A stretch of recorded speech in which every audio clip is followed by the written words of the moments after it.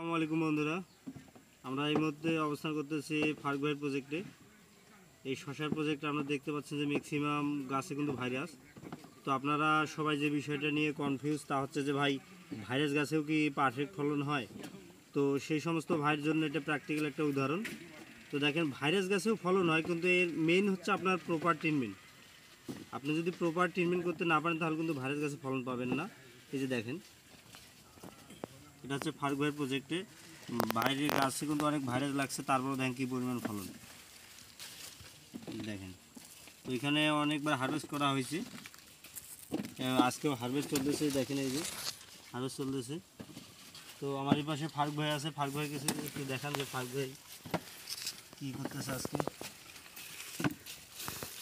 আজকে তোমার কততম হারভেস্ট হচ্ছে? আজকে কততম হারভেস্ট? আজকে আমার পঞ্চম হারভেস্ট।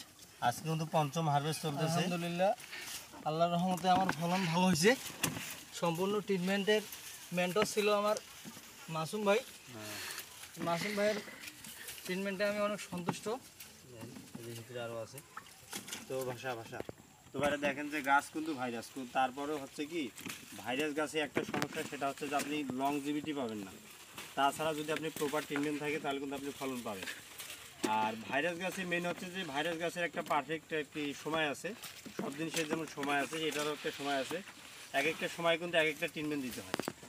আর এইখানে কিন্তু আপনি অতিরিক্ত ট্রিটমেন্ট দিলে আপনার জালিগুলো নষ্ট হয়ে যাবে। যদি দেখাই, যে দেখেন এদিকে আসেন, এই যে এই টাইপের জালিগুলো কিন্তু আপনার নষ্ট হয়ে যাবে। এই যে দেখেন, এই যে এই জালগুলো কিন্তু আপনার নষ্ট হয়ে যাবে। তো আপনারা যারা চাষ পদ্ধতি জানতে চান অবশ্যই আমাদের সাথে থাকবেন। আমরা বর্তমানে কাজ করতেছি শশা নিয়ে, বেশিরভাগ সময় আমরা শশা চাষ করি এবং আমাদের যতগুলো প্রজেক্ট আছে সবগুলো কিন্তু আমরা শশায় চাষ করি বেশিরভাগ, এবং সারা বছর চাষ করি। এবং আমরা শুধু এক দুইটা জাতের মধ্যে সীমাবদ্ধ না, আমরা প্রায় বাংলাদেশের যে টপ 10 থেকে 12টা বা 15টা যেগুলো কোম্পানি আছে বা যেগুলো ভ্যারাইটি আছে, সেই ভ্যারাইটিগুলো নিয়ে কিন্তু আমরা কাজ করি, যে কোন জাতটার পারফরমেন্স কীরকম, কোন গাছের বেয়ারিংটা কীরকম। তো এগুলো বিষয়ে পর্যবেক্ষণ করার পরে মাঠে ফলাফল রেজাল্ট আসার পরেই কিন্তু আমরা সাজেস্ট করি। একটা জাত কিন্তু আমরা অর্থজাত সাজেস্ট করি না কৃষককে, কারণ একটাই কারণে, একটা বর্তমান যে চাষ, এই চাষে কিন্তু প্রচুর পরিমাণ খরচ। যে আপনি এখানে কীটনাশক স্প্রে বলেন, লেবার বলেন, আপনার জমি বলেন, সব দিক দিয়ে দেখা যাচ্ছে যে চাষ পদ্ধতি এমন পরিমাণ খরচটা বৃদ্ধি পাইছে, সেই পরিমাণ যদি আপনি প্রপার ট্রিটমেন্ট না করতে পারেন তাহলে আপনি কিন্তু লসের সম্মুখীন হবেন।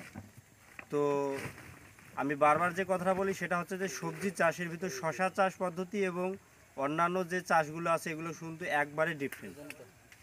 তো আসসালামু আলাইকুম, আপনাদেরকে ধন্যবাদ। আপনারা যারা শশা চাষ পদ্ধতি জানতে চান আমাদের পাশে থাকবেন। ধন্যবাদ।